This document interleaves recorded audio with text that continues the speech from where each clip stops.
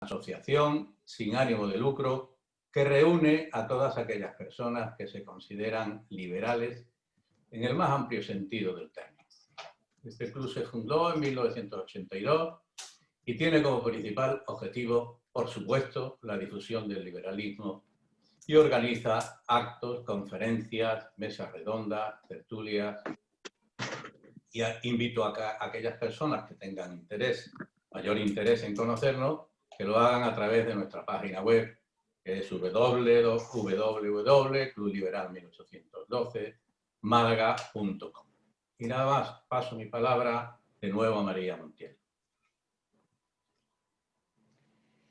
Bien, pues como seguimos en una situación de pandemia, queremos seguir guardando un minuto de silencio por todos aquellos enfermos y fallecidos por COVID, por lo que vamos a parar un minuto en homenaje a ellos.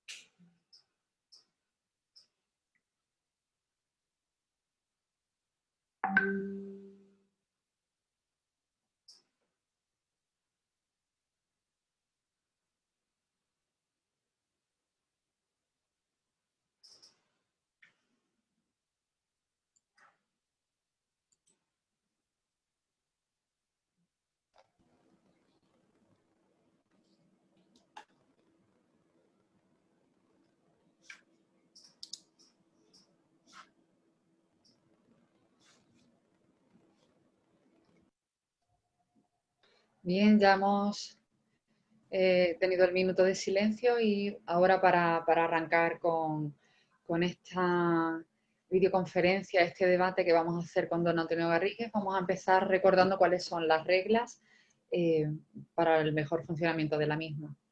Le voy a pasar la palabra al señor presidente para que presente a don Antonio Garrigues, que será quien hoy nos introduzca una charla en la que podremos debatir ampliamente. Después de esa breve introducción que hará don Antonio, comenzará el turno de preguntas. Como lo hemos hecho en otras ocasiones, las preguntas que vayan surgiendo, que escribiréis en el chat de esta videoconferencia de Zoom, por orden de aparición se las haremos se las haré llegar a don Antonio. Y en esa interacción se procederá al debate, ¿no? Bien, recordamos que las preguntas deben ser cortas y concretas, que deberán estar relacionadas con lo que don Antonio propone, el tema propuesto en concreto, y que el presidente podrá advertir si se desviara el tema. Y por supuesto se respetará la opinión de todos, no se insultará ni se menospreciará opiniones diferentes. Y por último, recordamos que los micrófonos durante toda la videoconferencia permanecerán en silencio para una mejor escucha para todos. Y sin más, ya le paso la palabra al señor presidente para la presentación de don Antonio. Bueno, hoy nuestro club recibe a un invitado de excepción, sin duda. Un liberal infatigable y comprometido, y a quien de forma muy personal considero maestro y buen amigo, Antonio Garrigues Walker. Para glosar su currículum necesitaríamos, sin lugar a duda, buena parte del tiempo que disponemos, con lo que voy a limitarme a dar solo algunas pinceladas un tanto aleatorias. Antonio es abogado, presidente que fue del bufete Garrigues entre 1962 y el 2014 y del que hoy es presidente de honor. Entre los muchos premios concedidos me gustaría destacar el Premio Libertad del Club Liberal 1812 de Cádiz, otorgado en el año 1982, y el Premio a la Libertad, que desde este mismo club se le otorgó en el 2017. Escritor, su último libro, Cómo vivir en la era de la incertidumbre, es casi un manual de claves y consejos imprescindibles para transitar y adaptarnos a un mundo hoy en transformación. Fue en 1982, con motivo de la presentación del Club Liberal 1812 de Cádiz en el Casino Bahía de Cádiz, cuando lo conocí y tuvimos los primeros contactos. Desde entonces, su presencia a nuestras actividades y actos han sido constantes, presencial o testimonialmente. Mucho se ha dicho y escrito sobre él, pero quizás lo más admirable haya sido su capacidad para conjugar toda una vida dedicada a la defensa de los intereses empresariales con su defensa y compromiso de los problemas sociales, encarnando ese modelo de liberal que no es ajeno a las desigualdades, problemas o necesidades de la sociedad, siempre desde una óptica optimista y constructiva, convirtiéndose en la versión más comprometida y solidaria de un liberal. Frases pronunciadas por él como «el mundo rico ha de enriquecer al pobre» o «sin ética no hay sostenibilidad» lo demuestran y hacen de Antonio Garrigues Walker hoy lo que podríamos llamar un imprescindible. Sin más y agradeciendo su presencia, le paso la palabra y le pido disculpas si me he extendido demasiado. Muchas gracias.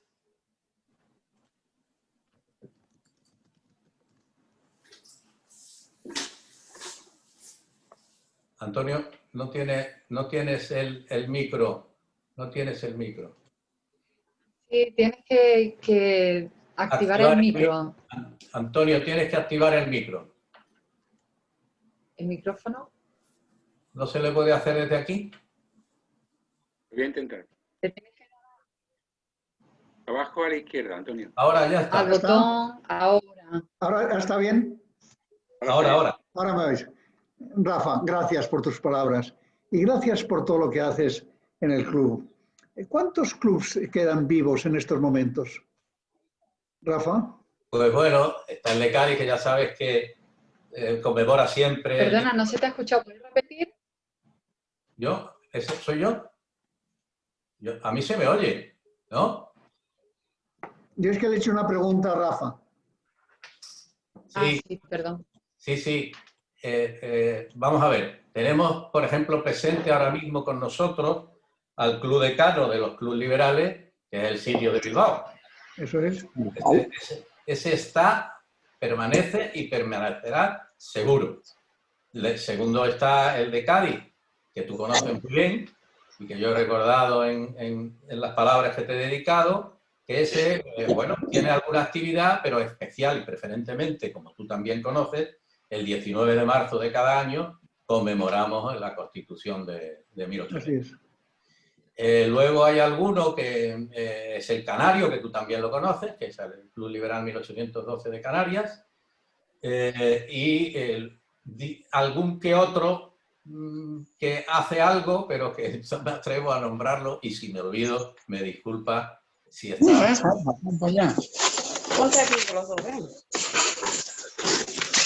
A ver, tenemos por ahí ruido, ¿no?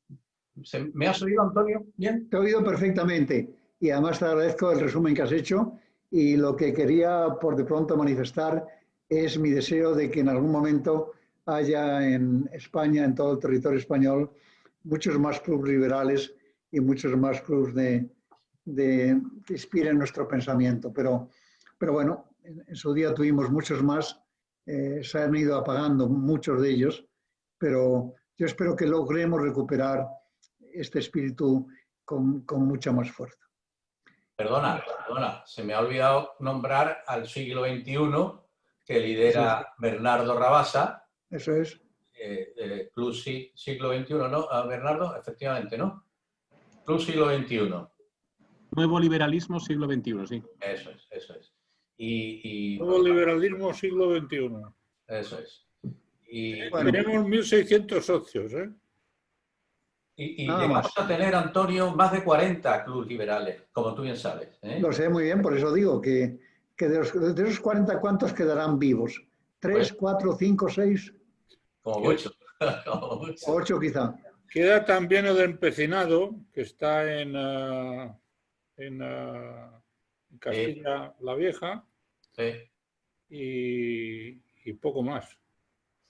Pues Lo de bueno, primera manifestación.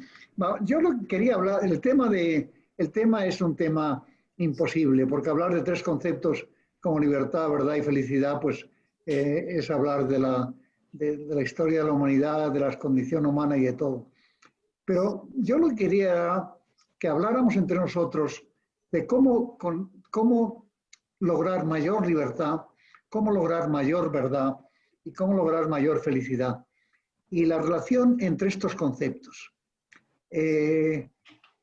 La felicidad al final tiene que seguir siendo el objetivo de todos nosotros. Tenemos que empezar a mejorar la felicidad del ser humano, que es en definitiva el objetivo básico. Y esa felicidad tiene que ver, aunque la gente no lo entienda, con la libertad y con la verdad. Y en definitiva, pues con la integridad y con la honestidad y con otros valores, ¿no? Pero necesitamos más libertad, necesitamos más verdad y necesitamos más felicidad. El tema de la verdad, por ejemplo, es un tema al que parece que hayamos renunciado. El otro día he escrito sobre este tema en el sentido de que se dice ya que la mayoría de las noticias que leemos son falsas. Y es verdad, llamadas fake news, ¿no? ¿Por qué toleramos que que una gran parte de las cosas que leamos sean falsas? Una sociedad en donde una sociedad en la que el grado de falsedad es muy alto, no es una sociedad realmente sostenible. Y es además una sociedad peligrosa. Y es una sociedad manipulable por la gente más indigna, ¿no? Y ahí estamos viendo permanentemente casos, ¿no? Tenemos que defender la verdad. Tenemos que exigir mucha más verdad. Tenemos que denunciar las falsedades. Escribí un artículo que se llamaba El derecho a la verdad. Es decir, a lo mejor tenemos que inventar ese derecho. El ser humano tiene derecho a la verdad. Tiene derecho a la verdad. Y por lo tanto, a los falsarios y a los que nos están permanentemente manipulando, pues habrá que hacer algo en ese aspecto. Y yo no sé si eso corresponde a otras ideologías, me imagino que a todas, pero que nos corresponde a los liberales no tiene duda. Vamos a decir, la lucha por más verdad es importantísima. Y la lucha por la libertad, yo cada día veo que es una lucha mucho más necesaria de lo que pensamos. La libertad está permanentemente en peligro, permanentemente en peligro. Ahora se ha visto cómo en el caso de esta pandemia hay países en donde se ha puesto en marcha el sistema de reconocimiento facial, como es el caso de China, en otros donde quieren establecer registros. Es decir, la libertad siempre está en peligro. Y por descontado que en estos épocas de pandemia la responsabilidad sanitaria es una responsabilidad muy especial, ¿no? Pero la pandemia no puede eliminar la libertad humana. La pandemia no puede eliminar la verdad. La pandemia no puede quitarnos derechos. Tenemos que resistirnos a aceptar ese principio que algunos poderes quieren establecer sobre la idea de que como estamos en pandemia, lo que manda el Estado y lo que manda el gobierno es lo que hay que aceptar. Yo creo que en eso tenemos que rebelarnos cada vez más, o al menos poner de manifiesto a la ciudadanía que estamos viviendo una época de peligro, ¿no? Pero que nadie piense que la libertad está permanentemente asegurada. La libertad está permanentemente en peligro, permanentemente en peligro. Y gente como nosotros y gente como los clubes liberales, lo que tenemos que hacer es, primero, recordar esto y segundo, ver cómo podemos conquistar pues, más grados de libertad y más grados de verdad. lo primero es protestar, lo primero es indignarnos, lo primero es pensar que cuando detectamos falta de libertad, pues tenemos que decirlo. Y cuando detectamos falta de verdad, pues también hay que decirlo. Y que no podemos dejar que esas derivas se manifiesten. Vivimos una sociedad muy poco reactiva. Cada uno va a lo suyo, el sentimiento individualista domina todo y yo creo que en ese aspecto estamos viviendo unos momentos de peligro importante, ¿no? No quiero dramatizar y no quiero asustar y no quiero crear el tema, sino recordarnos a personas como nosotros y a nuestros clubs que tenemos que luchar por más libertad, tenemos que luchar por más verdad y tenemos que luchar por más felicidad.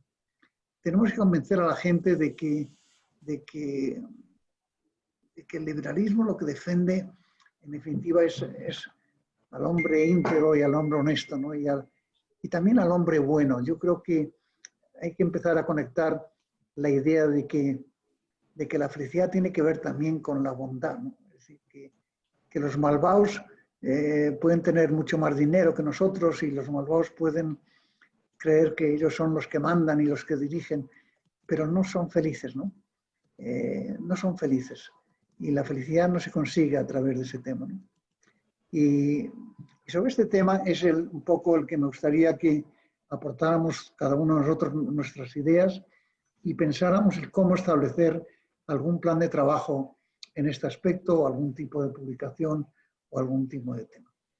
También tenemos que hacerlo con respecto a los grandes temas de la sociedad actual, el tema de la pandemia. Yo estoy escribiendo ahora un largo ensayo sobre, yo pasé el COVID y ya estoy recuperado, o creo que estoy recuperado, porque a lo mejor se me notan los efectos del post-COVID, y estoy escribiendo un libro sobre cómo sobrevivir y contarlo, ¿no? Y cómo tenemos que no dejarnos asustar por esta pandemia y cómo luchar contra ella y cómo convivir, en definitiva, con los problemas que crea, ¿no? En definitiva, estamos en una época, como siempre, en la que están surgiendo nuevos problemas y donde se mantienen muchos problemas antiguos. Y yo creo que, y por eso me encanta esta reunión, el mundo liberal tiene que tener un protagonismo mayor en los medios de comunicación y tiene que tener una acción mucho más eficaz y mucho más justa. Dicho todo esto, me callo y espero que María dirija un debate lo más rico posible. Os agradezco de verdad la atención. Pues muchas gracias, don Antonio. Me llamo Antonio, María, de verdad. Te juro que me llamo Antonio, de verdad. Bien. Antonio, tenemos la primera pregunta. No identifico quién es realmente. Vacation Rental. Dice, quiero preguntar con todo respeto cómo se puede luchar y reivindicar la verdad de una sociedad en una sociedad que prefiere una mentira disfrazada de verdad y rechaza la verdad desnuda. Esa es la pregunta que le di. Pues primero preguntándose si eso es verdad y qué tiene que pasar en la mente humana para que un ser humano prefiera una verdad oculta que una verdad manifiesta. Yo creo que lo lógico es que todos nos gustan las verdades manifiestas y las verdades claras. Y hablar con toda claridad y hablar con toda sinceridad, ¿no? El que haya gente que prefiera lo contrario, el que haya gente que prefiera que se le mienta, pues me parece muy bien. Y la mentira ha ocupado en la vida humana pues una cantidad de espacio tremendo. No digamos la mentira política. La mentira política, bueno, es una institución que está sobreviviendo todos los años y pareciera imposible vivir la política sin mentiras, ¿no? Bueno, yo creo que nosotros tenemos que decir que eso no es así. Tenemos que decir que en la vida política también se puede operar desde la verdad, ¿no? Pero la verdad es que, por ejemplo, que la mentira sea algo aceptado directa o indirectamente, como decía María, pues esa gente que prefiere pues una verdad oculta, una verdad manifiesta, una verdad aparente a una verdad real. yo creo que eso tenemos que empezar a manifestarlo y a luchar contra eso. Es decir, es que sin verdad no hay... Es cierto que en los países latinos, también he escrito sobre eso, la mentira cumple un papel mucho más importante que en otros países, esa es la verdad. En el mundo latino, la mentira tiene un valor cultural casi, ¿no? No lo digo como denostación de las sociedades latinas. Las sociedades latinas tienen también otros muchos valores, ¿no? Pero es verdad que en el mundo latino a la mentira se le da un valor poco importante. En muchos países, si un político miente y se demuestra que ha mentido, no dura un minuto, no dura un minuto. En países latinos, incluido España, Italia por descontado, la mentira se acepta con toda normalidad. Perdonad por la larga exposición, pero el tema esta es importante. Es muy interesante. Pues entonces tenemos la segunda pregunta que hace esta misma persona. Dice, ¿cuáles serían las herramientas o la estrategia en la defensa de la verdad en la sociedad actual? Pues, insisto, no aceptar la falsedad, detectarla, oponernos a ella. Si vemos algo falso, pues decirlo, es decir, eso no es verdad, ¿no? Yo comprendo que este tema es un tema de una complejidad tremenda, porque, claro, definir qué es la verdad no es un tema fácil. Y la verdad también tiene muchas relatividades, ¿no? No es lo mismo la verdad de un ser humano que tiene todas sus necesidades cubiertas que la verdad de una persona que está luchando por sobrevivir, ¿no? Pero yo creo que en definitiva lo que hay que hacer es convencernos de que con la mentira como único artilugio y como único instrumento no podemos ir a ningún sitio y nunca se ha ido a ningún sitio, ¿no? Insisto que en el mundo latino esto se valora de una manera, pero insisto, hay sociedades, sobre todo las sociedades nórdicas, y muchas sociedades europeas centrales, en donde se ha visto que un político que miente dura muy poco en la política, ¿no? Si aplicáramos eso al mundo latino, quedarían poquísimos políticos en activo. Sí, efectivamente. Bien, otra pregunta de uno de nuestros socios, Jesús Pérez Lanzac, que te lanza esta pregunta.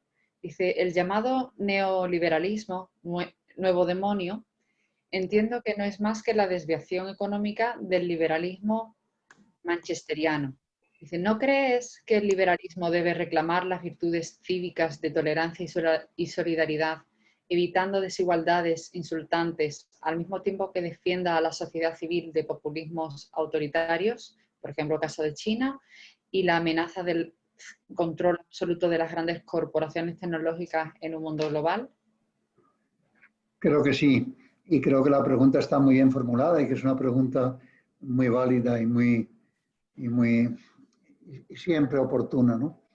El liberalismo tiene que evitar ser manipulado, lo hemos dicho ya muchas veces todos, ¿no? No hay nadie que no... es decir, todas las personas que uno conoce, si le dicen, ¿usted es liberal?, te dicen que sí. Todo el mundo dice que sí. Nadie se atreve a decir, yo no soy liberal. Lo que pasa es que el liberalismo es una ideología y el liberalismo tiene, por lo tanto, una doctrina ideológica y está vertebrado de una manera profunda. Y ser liberal no consiste en tolerar todo ni en aceptar todo. Ser liberal también consiste muchas veces en no aceptar nada, en luchar contra la falsedad y en luchar contra la falta de integridad y la deshonestidad. Yo creo que el problema del liberalismo, que hemos hablado mil veces, es que todo el mundo quiere apoderarse de nuestra ideología, pero sin respetarla, y eso es fatal. El socialismo liberal, el conservadurismo liberal, es decir, nadie está dispuesto a decir, yo no soy liberal. Yo no sé si habéis hecho la prueba, pero hacerla, es decir, preguntar a vuestros amigos, ¿tú eres liberal? Y todo el mundo te dirá que sí, todo el mundo te dirá que sí. Nadie se atreve a no llamarse liberal. Pero habrá que explicar dos cosas para mí vitales. No se puede ser un liberal reduccionista. Es decir, Tú no puedes decir, yo soy liberal para lo económico, pero no soy liberal para lo político o no soy liberal para lo religioso. Una persona que solamente es liberal para lo económico es lo que se llama el falso, es el neoliberalismo, ese es el falso liberal. Un liberal o es liberal en todo o no lo es en nada.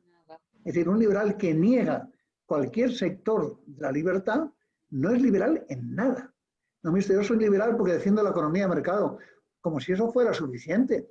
Bajo ningún concepto es suficiente. Hay que ser liberal en todo, y ser liberal en todo, eso es lo difícil, porque hay que aplicar las mismas reglas de la economía de mercado, a la cultura de mercado, a la filosofía de mercado, a todo. Y claro, eso es más complicado, ¿no?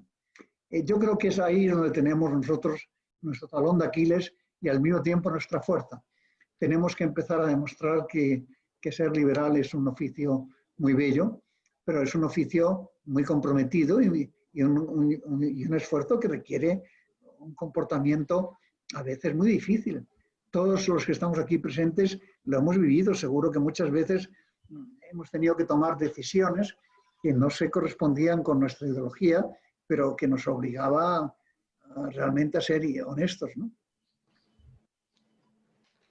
Pues bien, siguiente pregunta que hace otro socio, Javier Melgar. Dice, sabiendo de su pasión y dedicación al teatro, si se diera el escenario político adecuado y con una buena compañía, ¿cuál sería su disponibilidad para dirigir un proyecto político e incluso ser el actor principal? Javier, gracias por la pregunta. En efecto, me encanta el teatro y me he dedicado muchas horas de mi vida a escribir obras de teatro. Las estoy publicando ahora y resulta que son 5 volúmenes. He escrito 50 horas de teatro, de modo que he dedicado mucho tiempo a ese tema, ¿no? Y el teatro, hombre, es una de las culturas que han impactado en la sociedad desde el principio de la humanidad hasta ahora mismo, ¿no? Y lo seguiré haciendo, ¿no? Pero tengo la edad que tengo, que voy a cumplir el 30 de septiembre, lo digo por los jamones que me podéis enviar, 86 años, y ya realmente para liderar o dirigir realmente algo no estoy preparado. Vamos, no estoy preparado, es que no merece la pena, sinceramente no merece la pena. Hay mucha gente joven y liberal y buena que está ahí esperando su ocasión y yo a eso renunciaría, sinceramente. De acuerdo. Bien, otra pregunta que la hace Norbe, no sé si es nombre, pero bueno, Norberto quizá. Dice, me gustaría preguntar, ¿debemos exigir que el gobierno, si nos coacta la libertad, debemos pedir responsabilidades? Hombre, si coacta nuestra libertad de forma abusiva, eso está hasta en el Código Penal. Es decir, está claro que hay una serie de comportamientos del Estado que merecen una reacción legal y por lo tanto el sometimiento y la utilización de la vía judicial para luchar contra eso, ¿no? Pero tienen que ser coacciones muy importantes, ¿no? Pero la importancia de la pregunta es que en efecto es lo que he dicho antes, que es que la libertad siempre está en peligro, es que siempre hay coacciones, es que la tendencia del poder es a manifestarse mandando y dirigiendo y coaccionando, ¿no? Y por lo tanto hay que tener un cuidado especial, ¿no?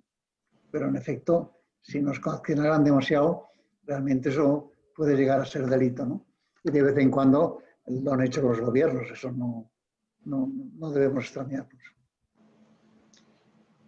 Bien, ahora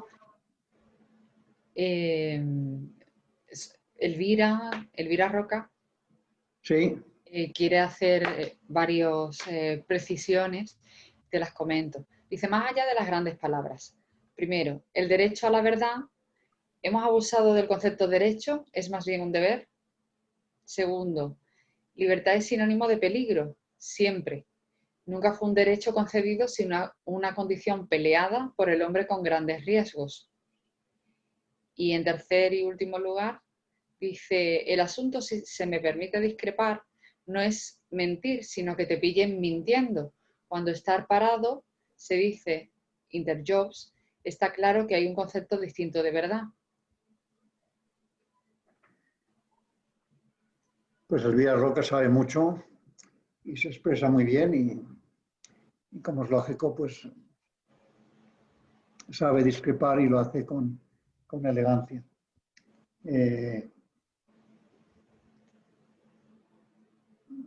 Yo creo que hay un derecho a la verdad y que en el mundo jurídico estamos viendo cómo aparecen derechos y desaparecen otros, ¿no? Y el derecho a la verdad a mí me parece que es un derecho que podemos vertebrar. Yo comprendo que haya gente que prefiera hablar, y yo también estaría con ellos, más que un derecho a la verdad, el derecho a no ser engañados, ¿no? Bueno, estoy dispuesto a aceptarlo, ¿no?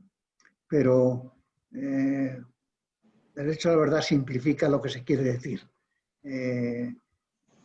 En efecto, la verdad es un concepto muy amplio y hay muchas verdades y todo el mundo tiene verdades según sus circunstancias, ¿no? Pues yo lo que quería hablar fundamentalmente es el derecho a no ser engañado, pero no me resisto a abandonar el concepto del derecho a la verdad porque creo que exprime de una manera más sensible ese tema. Y repíteme la segunda y la tercera pregunta. María. Era más comentario. El segundo es libertad es sinónimo de peligro. Siempre. Dice, nunca fue un derecho concedido sino una condición peleada por el hombre con grandes riesgos. Bueno, estoy conforme. La libertad siempre hay un peligro, bueno, pero no me preocupa nada que haya peligro en la libertad. Me parece que es sensato y lógico. ¿Y qué más? Y en tercer lugar, si se me permite discrepar, cuando dice no es mentir, sino que te pillen mintiendo. Cuando estar parado se dice interjobs, está claro que hay un concepto distinto de verdad. O sea, hace referencia sobre todo a no es mentir, sino que te pillen mintiendo. Ese es el pecado, ¿no? Eso es lo malo, lo que está mal visto. Yo dudo que Elvira piense eso, vamos, quizá no lo ha formulado o no te lo ha transmitido enteramente, ¿no? Es decir, lo importante es que no hay que mentir. Lo importante no es que te piden mintiendo. María, ¿qué querías decirme? Dice, el asunto no es mentir, sino que te pillen mintiendo. Dice, cuando estar parado se dice interjobs, está claro que hay un concepto distinto de verdad. Para mí lo importante es no mentir. No, mucho más importante que te pillen mintiendo. Elvira, yo creo que la pregunta hay que formular de otra manera. Estoy seguro que tú y yo estamos de acuerdo en que lo importante no es que te pillen mintiendo, sino lo importante es mentir. Que te pillen mintiendo no me parece que sea importante. Bueno, si Elvira quiere comentar algo, activa un momento el micrófono.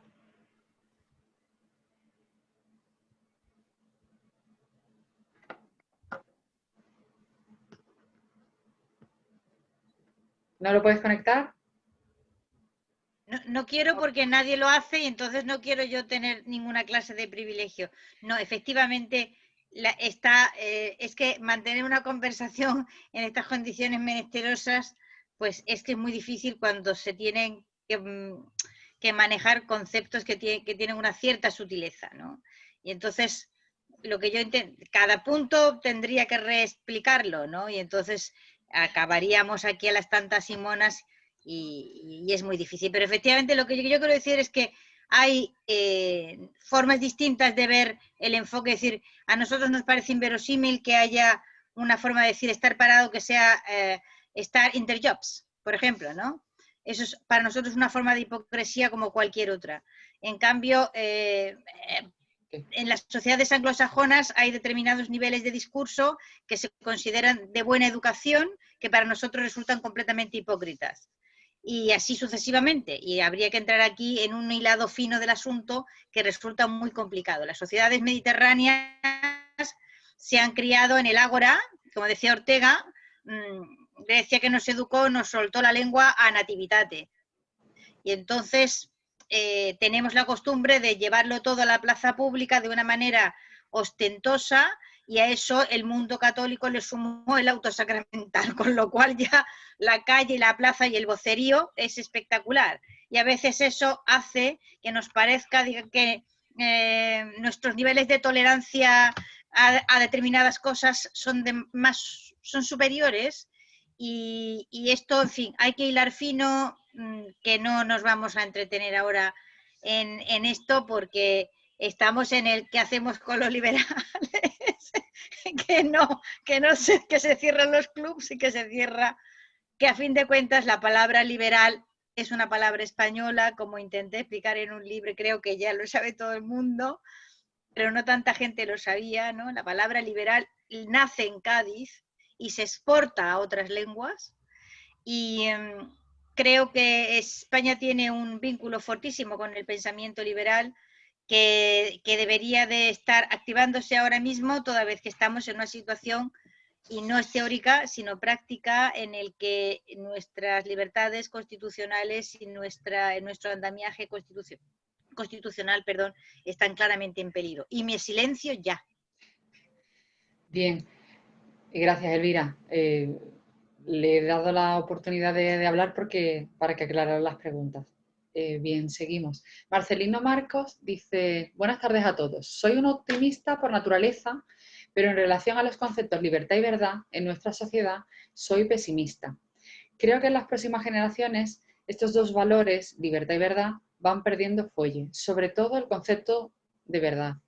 Y ya no digo el concepto de verdad política. ¿No lo ve así, don Antonio? Yo personalmente creo que no podemos pensar que estamos en una época peor, ¿no? Casi todas las épocas han tenido sus ventajas y sus inconvenientes, ¿no? Y yo creo que en esta época, pues en efecto, conceptos como la verdad y la libertad, pues están en peligro, ya lo he dicho desde el primer momento, y seguirán estando en peligro, ¿no? Pero yo creo que estamos también en una sociedad que ha sabido reaccionar, estamos en una sociedad más culta, estamos en una sociedad más civilizada, estamos en una sociedad que tiene a agruparse para defender sus propios intereses. Yo creo que estamos en un mundo mejor, sinceramente. No creo que estemos en un mundo peor, ¿no? Tenemos peligros y muchos, sí. El tema de la pandemia puede fastidiar todo este tipo de situaciones, lo puede fastidiar porque la pandemia genera miedos, peligros y situaciones con los que la gente sabe manejarse muy mal, ¿no? Y además el miedo es muy malo. El miedo muchas veces fuerza al ser humano a comportarse de una manera poco honesta, ¿no? Pero bueno, no soy de los que piensa en términos de pesimismo, ¿no? Nunca he sido pesimista y nunca lo seré. Yo creo además que hasta cierto punto el derecho al pesimismo no existe. No, es un derecho que se atribuyen a alguna gente gratuitamente, ¿no? Y de una manera a veces muy frívola, ¿no? Y presumen incluso de ser pesimistas, ¿no? Y conectan que son serios cuando te dicen esto se hunde, aquí esto, en España todo está mal, todo esto es un horror, todo esto... No me gustan nada ese tipo de personas y les niego el derecho al pesimismo. No, hay muchas personas que ejercen el derecho al pesimismo de una manera radicalmente deshonesta. Gente que no tiene ninguna necesidad ni económica de ningún tipo, les gusta de pronto dramatizar y exagerar y pensar que estamos a punto de arruinarnos, ¿no? Yo creo que en la vida el ser positivo es una obligación, tenemos que ser positivos y en situaciones difíciles tenemos que ser positivos. Y cuando tenemos un hijo que tiene problemas, tenemos que ser positivos con él y no tenemos que asustarlo, amenazarle todavía más. Yo creo sinceramente que en este tipo de temas tenemos que empezar a ser serios y tenemos que empezar a rechazar a los que les encanta dramatizar y negativizar la situación. Gracias. Bien, tanto una pregunta que me la han cancelado y sigo. Dice Ibiza Melián. Dice, ¿pero quién establece la verdad? Eso puede derivar en la figura del rey filósofo, minoría selecta, que puede hacer peligrar el principio mismo de libertad. ¿No sería mejor fomentar libre pensamiento y pensamiento crítico? ¿No será que esa manipulación se apoya en la falta precisamente de pensamiento crítico? Porque la manipulación en la comunicación existe desde que el mundo es mundo, ya se advertía de las técnicas de los sofistas en el mundo griego. Y la retórica era una de las 7 artes liberales. Quizá la cuestión está en difundir la necesidad de razonar, de aprender a discernir. Pues me parece una manifestación perfecta, realmente, y le felicito a la persona que la ha hecho, porque lo ha hecho con toda elegancia y con toda dignidad, y en efecto lo importante es, y para un liberal es especialmente importante, el desarrollar un sentimiento crítico y por lo tanto pues buscar lo más próximo a la verdad a través de ese sentimiento. Es verdad que el concepto, las grandes palabras, la verdad, la libertad, todo ese tipo de temas son difícilmente manejables, ¿no? ¿Quién decide lo que es verdad? Las verdades dogmáticas, incluidas las religiosas, es decir, hay que tener un cuidado tremendo con eso, de modo que en efecto, la búsqueda de la verdad es lo único que podemos aspirar, estar permanentemente buscando la verdad o lo verdadero, ¿no? Pero sabiendo que alcanzar eso es un camino prácticamente imposible, ¿no? Y que hay que tener, eso sí, un sentimiento crítico y un pensamiento crítico, pero al mismo tiempo, yo también lo he escrito, no nos empeñemos en poseer la verdad. No hay problema, se puede vivir con la duda y convivir con la duda. Y de vez en cuando el dudar es el camino para llegar a una situación correcta, ¿no? A la duda hay que amarla de una manera profunda. Realmente el dudar es un oficio humano maravilloso, vamos. Pero no sé por qué nos han educado en que la duda es una cosa mala. Y yo pienso que la duda es la actitud correcta de un ser humano para entender al otro. Bien, pues Juan José Muñoz del Pozo nos dice, ¿cómo se puede compaginar en la sociedad actual los principios del liberalismo con la posibilidad de intervención de los poderes públicos en la sociedad para conseguir la igualdad y el desarrollo integral de la persona?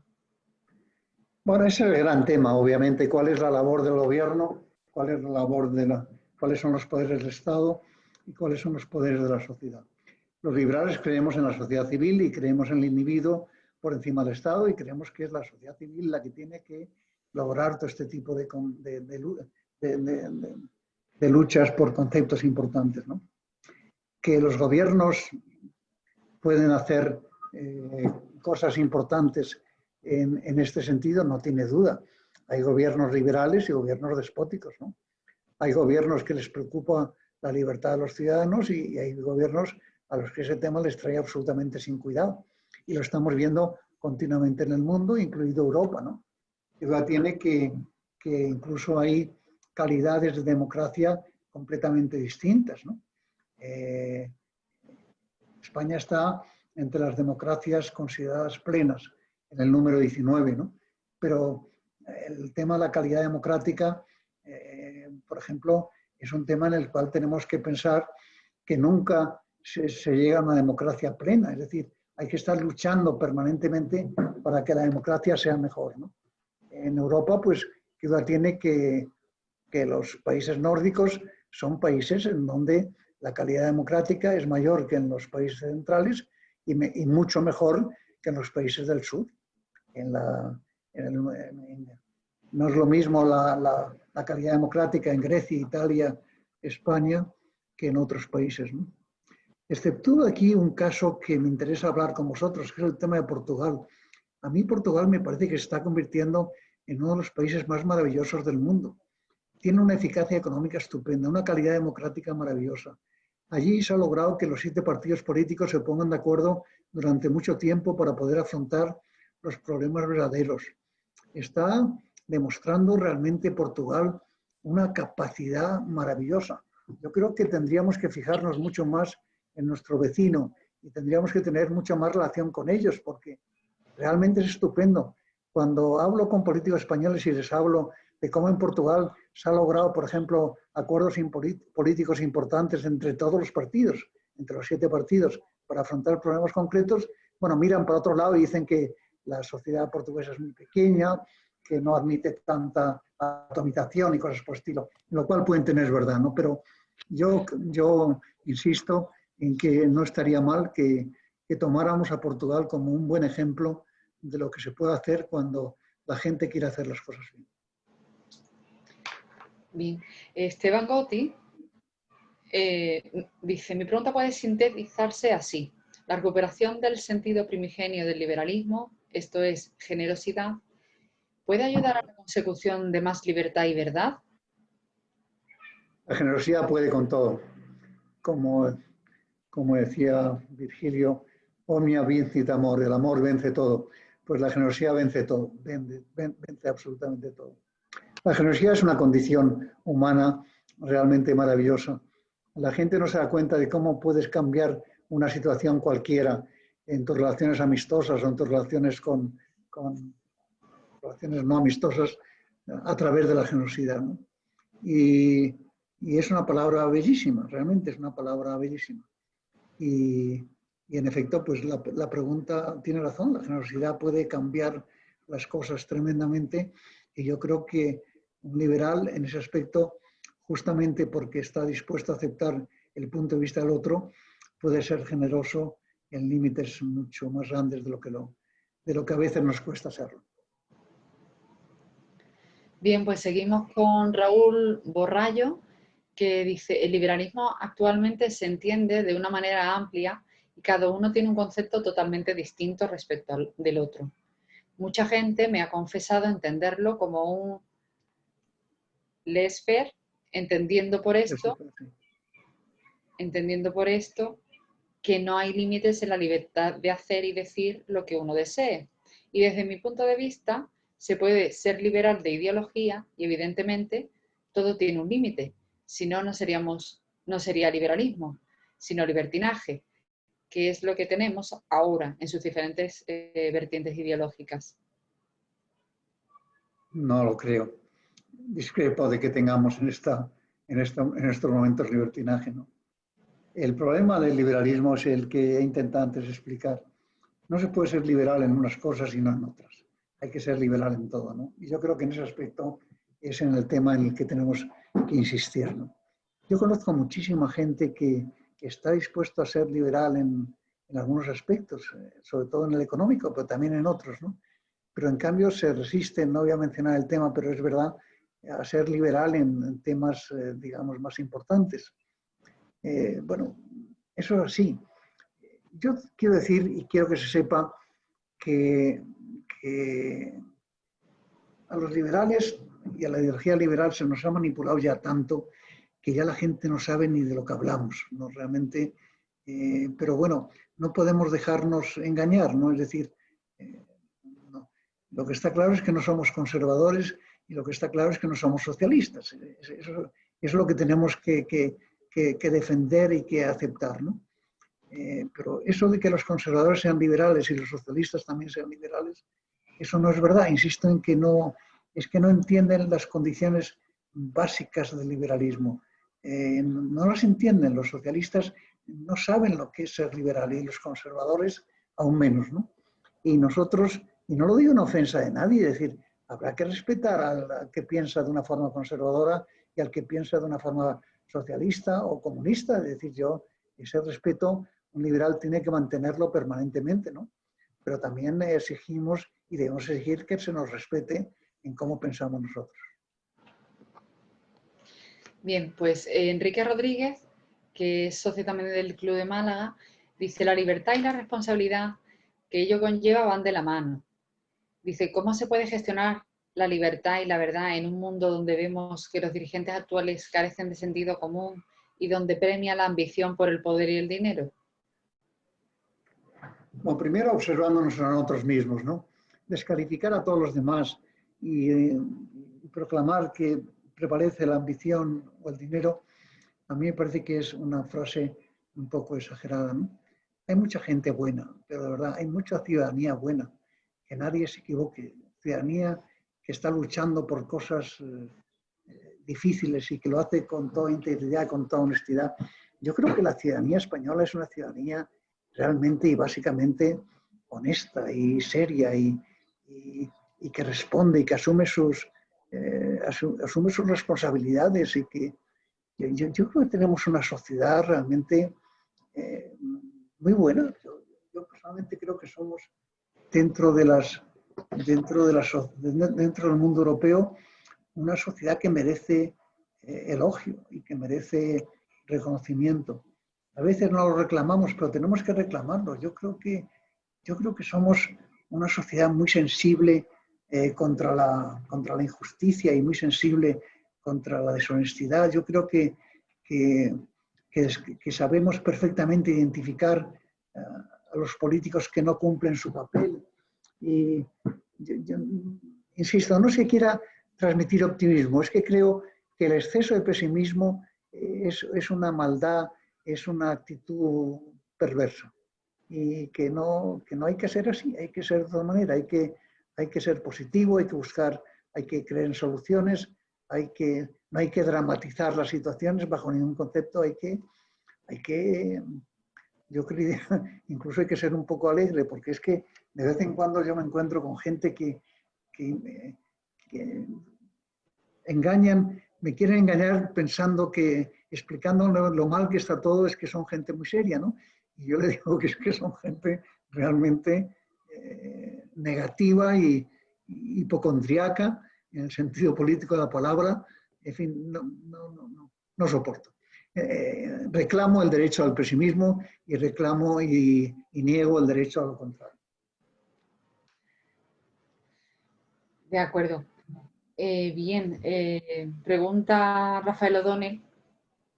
Dice, ¿en qué crees que nos equivocamos con los partidos PDL y PRD? Bueno, primero que el que se equivocó de verdad fui yo, más que otra mucha gente, ¿no? Yo no tenía condiciones para liderar eso con fuerza, no lo hice de verdad bien y por lo tanto, pues que nadie absorba culpas ajenas. Yo ahí creo que lo hice mal y que la Operación Roca la hicimos mal y al mismo tiempo que digo esto, también afirmo categóricamente que es muy difícil penetrar en estos momentos políticamente entre los socialistas y los conservadores. Es decir, abrir un hueco ahí entre esas dos concepciones es un tema muy difícil, es puñeteramente difícil, mucho más difícil de lo que la gente cree, ¿no? Porque a las dos grandes fuerzas no les interesa nada que haya alguien entre medias. Es como una sociedad en donde alguien tiene el 49% y otro el 49%. El que manda es el que tiene el 2%. Ese es el que manda, ¿no? ¿Es verdad? Eso fue lo que hizo el Partido Liberal Alemán con nuestro amigo Genscher, que con un porcentaje pequeño, 8, 9, 10%, a veces incluso menor, se convirtió en un árbitro entre unos y otros. Y Genscher tuvo un poder realmente admirable durante mucho tiempo en la vida europea, siendo un partido liberal realmente minoritario en términos tremendos. Yo creo que esa es la máxima aspiración que nosotros teníamos y no logramos alcanzar ni siquiera ese porcentaje para convertirnos en árbitros. Pero yo siempre explicaba a la gente, no aspiramos a ser un partido mayoritario, no podemos aspirar a ser un partido mayoritario. Yo diría que casi no queremos ser un partido mayoritario, pero sí nos gustaría tener el suficiente porcentaje de voto para poder influir de una manera determinada en la vida política. Si en estos momentos tuviéramos el 8 o el 10% del electorado, o incluso menos, podríamos jugar un papel importantísimo. Ese era un poco el objetivo de la operación y ahí es donde fallamos los líderes. Y echar la culpa a los ciudadanos es una cosa incorrecta. La operación con Roca yo creo que era una operación ideológicamente muy sensata y muy buena, pero lo que pasa es que, bueno, luego hay que saber venderla y si no se sabe vender, pues no se sabe vender. Y yo creo que nosotros no supimos vender de una manera adecuada esa operación. Yo espero que surja alguien que coja la antorcha y que esté dispuesto a la batalla. Yo intentaré apoyarle en lo que pueda, pero luego no participaré de una manera directa porque ya no tengo justificación para hacerlo. Ya he tenido 2 fracasos y ya con 2 fracasos voy bastante bien. Bien, otra pregunta de otro socio, Paco Moreno, que dice, ¿cómo ve hoy la relación entre igualdad y liberalismo? ¿Cuáles son los límites?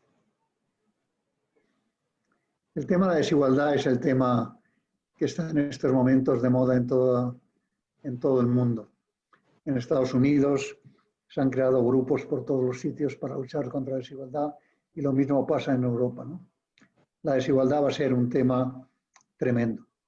Hay un coeficiente que se llama coeficiente Gini o la curva de Lorenz, en donde se mide el grado de desigualdad de las sociedades. Y ese coeficiente da por seguro que si el coeficiente es malo, la sostenibilidad democrática también es mala, ¿no? Y yo creo que tienen razón.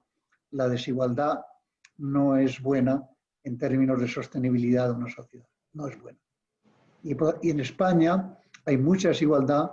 Somos posiblemente el país más desigual del mundo. Antes que nosotros está Italia. Y la desigualdad es una cosa muy mala. Es una cosa muy mala. El grado de desigualdad, por ejemplo, que hay entre España y los países nórdicos es abismal, realmente es absolutamente abismal.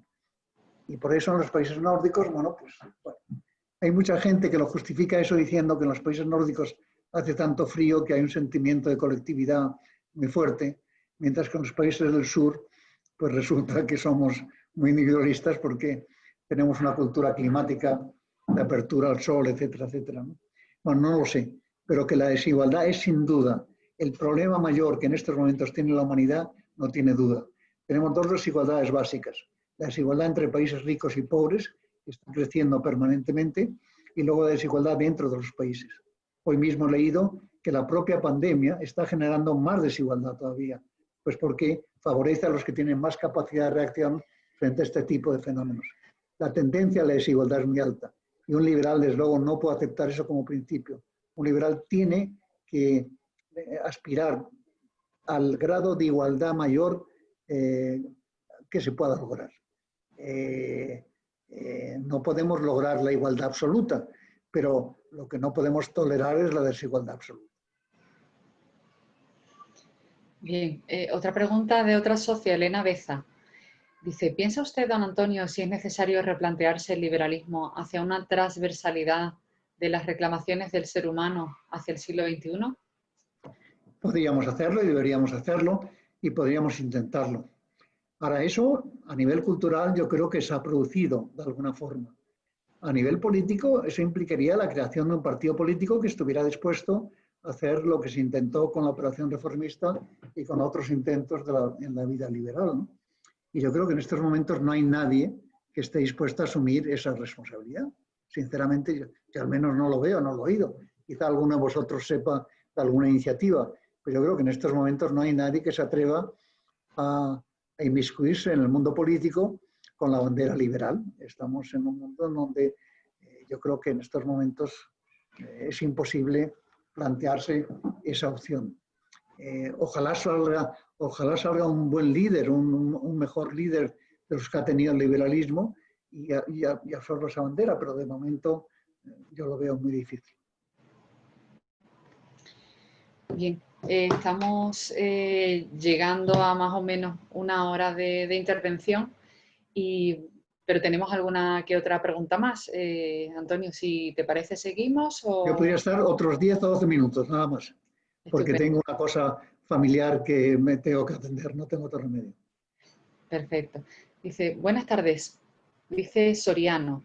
Buenas tardes. Sabiendo lo involucrado que está Antonio con ACNUR y refugiados, ¿cree que España se puede permitir estas oleadas que restringen los derechos de los españoles necesitados y dependientes?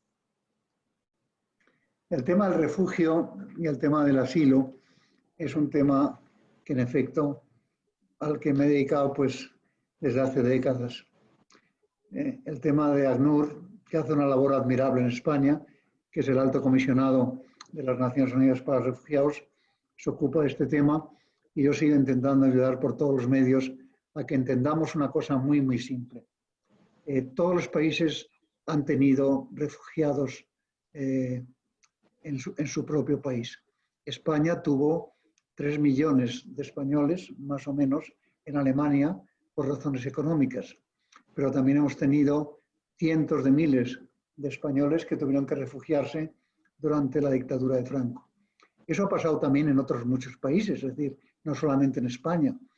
En cada país ha habido momentos en que la gente se ha visto obligada a desplazarse, bien sea por razones económicas o por razones políticas o por razones ideológicas. Y por lo tanto, en el tema del refugiado lo que no podemos ser es hipócritas. Nosotros hemos enviado a Francia, insisto, más de 3 millones de personas, pues porque no tenían aquí cobijo ni económico ni político. Muchas de ellas también han ido a Alemania y han ido a otros países europeos, ¿no? Pues ahora nosotros tenemos que reaccionar de la misma forma. Es decir, hay gente, que nadie crea que la gente viaja por gracia. Hay gente que es que no tiene otro remedio que hacerlo, bien sea pues porque en su país están condenados por razones de tipo ideológico, por razones de tipo sexual o por razones de cualquier tipo cultural, y esa gente pues tiene que salir de su país. Hay 2 tipos de refugiados, el político y el económico. En cuanto a refugiados políticos no podemos ponerlo en duda. Tenemos que aceptar a todos los refugiados políticos que quieran venir a España. En cuanto a refugiados económicos tendrá que haber un límite, pero de luego yo aseguro que ese límite no se ha superado. La gente no se mueve porque quiera, la gente quiere estar en su país. Ahora, si no como un día, y no como 2, y no como 3, y no como 4, hacen lo que haríamos cualquiera de nosotros, es coger a la familia y salir. Y yo cuando veo esos fenómenos, y lo estoy estudiando desde hace muchísimos tiempos, y he visitado además el tema de los campos de refugiados, pues realmente me di cuenta de que la hipocresía con la que miramos a esa gente, la insensibilidad con la que les tratamos, realmente es intolerable, es absolutamente intolerable.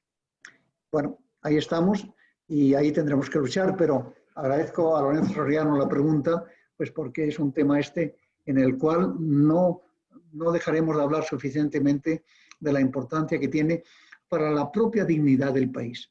Es que un país que no se comporta dignamente con esta gente es que no tiene, debe sentirse avergonzado. Es decir, y a mí me gustaría que nos sintiéramos avergonzados.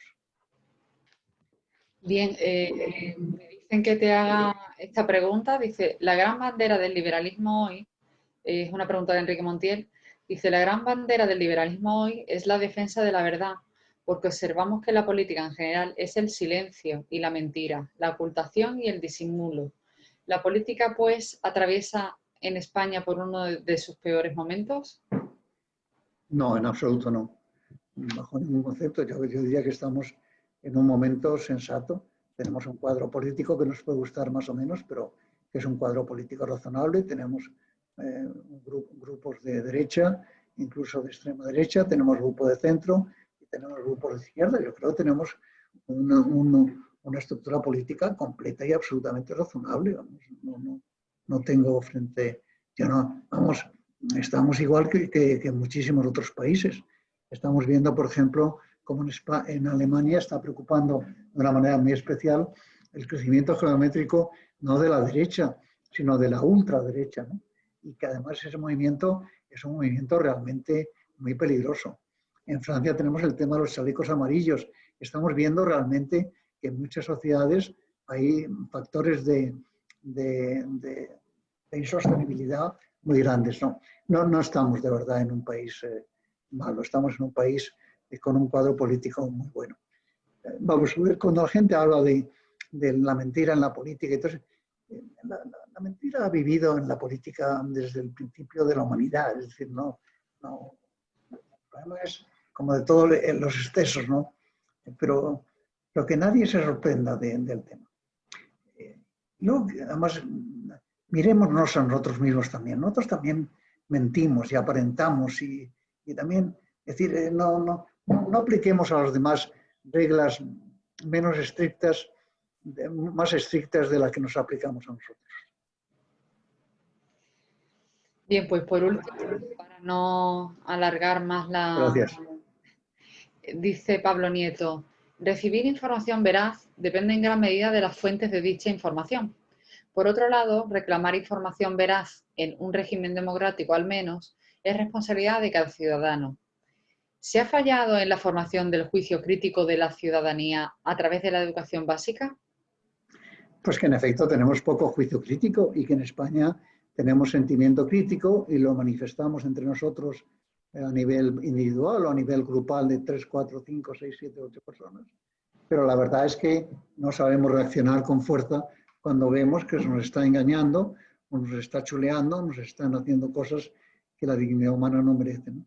No creo que estemos en una situación dramática, vuelvo a insistirlo, pero en efecto, frente a ese tipo de fenómenos, es donde la sociedad civil tiene que reaccionar. Que nadie piense que los gobiernos van a hacer las cosas permanentemente bien. Los gobiernos tienen el poder y el poder es una figura expansiva. De pronto, en la mayoría de los casos, los que detentan el poder creen que el poder, más que para transformar las cosas o cambiar las cosas hacia el bien, lo que hacen es utilizar el poder para mantenerse en el poder. Utilizar los instrumentos del poder para mantenerse en el poder. Y eso pues es una cosa mala, es una cosa realmente mala. Y ahí es donde tenemos que ejercer nuestro sentimiento crítico, nuestra capacidad crítica, pues para hacer ver ese tipo de cosas. Dicho esto, vuelvo otra vez a insistir, que nadie crea que estamos en una sociedad realmente deplorable y realmente indignante, que debería indignarnos y estar... No, yo creo que estamos viviendo una sociedad bastante razonable, con sus defectos y sus problemas, pero bastante razonable. Yo no cambio en estos momentos la situación española por la italiana, ni por la de muchos países europeos. Yo creo que tenemos una situación de país en todos los temas perfectamente razonable. ¿La pandemia puede afectar a todo esto? Sí, claro, nos va a afectar. Yo estoy escribiendo, como he dicho, un libro sobre el tema este de la pandemia porque creo que puede generar, aparte del problema sanitario, una pandemia económica y una pandemia social y una pandemia cultural realmente tremenda. Y entonces ahí es donde tenemos que empezar a organizarnos y empezamos a tener que establecer prioridad de valores, ¿no? Y esa tarea va a ser una tarea complicada. Pues Antonio, muchísimas gracias. Ha sido un placer escucharte, un aprender, un reconectarse con lo que uno sabe y en el fondo siente verdad. Y agradecerte la generosidad de que estés esta tarde aquí. Y sin más, le paso la palabra al presidente para que se despida. Pues sí, Antonio, muchas gracias. La verdad es que ha sido una jornada, creo que puedo asegurar, que no ha defraudado a nadie. Amena, instructiva y nos deja además una visión sosegada y optimista de los problemas. Yo creo que necesitábamos esto. Así que agradecerte mucho y además indicar que estoy convencido de que algunos de los invitados que tenemos hoy va a reconocer que él también es liberal. Muchas gracias, Antonio. Pues gracias a ti, Rafa, de verdad, y a todos vosotros. De verdad que ha sido para mí un diálogo muy bueno, que se lo agradezco a María. Vuelvo a insistir en que en las entrevistas lo importante es que la entrevistadora o el entrevistador sea correcto, y María me ha conducido y me ha llevado con sensibilidad a donde ella quería perfectamente. De modo que sigamos con este tema y al Club Liberal de Málaga darle mi más sentido agradecimiento. Realmente Rafa lo sabe, que de vez en cuando le pongo manifiestos de cómo admiro la actividad permanente, que yo sé lo difícil que es mantener esa actividad. De modo que de verdad gracias a todos y que ha sido un placer estar con vosotros. Muchas gracias, Antonio. Muchas gracias y que siga con ese sentido del humor y esa bonomía. Un saludo. Vamos a por ello. Hasta luego. Hasta luego. Adiós. Adiós. Adiós, Antonio, muchas gracias. Adiós. Saludos, don Antonio. Saludos. Gracias a todos por vuestra asistencia. Muchas gracias, de verdad. Nada, aquí por haberlo montado, que es lo importante. Eso es. Hemos montado todo el club. Esperamos una segunda vuelta. Esperamos más vueltas todavía. Porque la verdad es necesario que además sea coherente y permanente, y que no se puede vivir en un sistema donde la gente se desdice a las primeras de cambio, que además miente descaradamente, ¿sabes?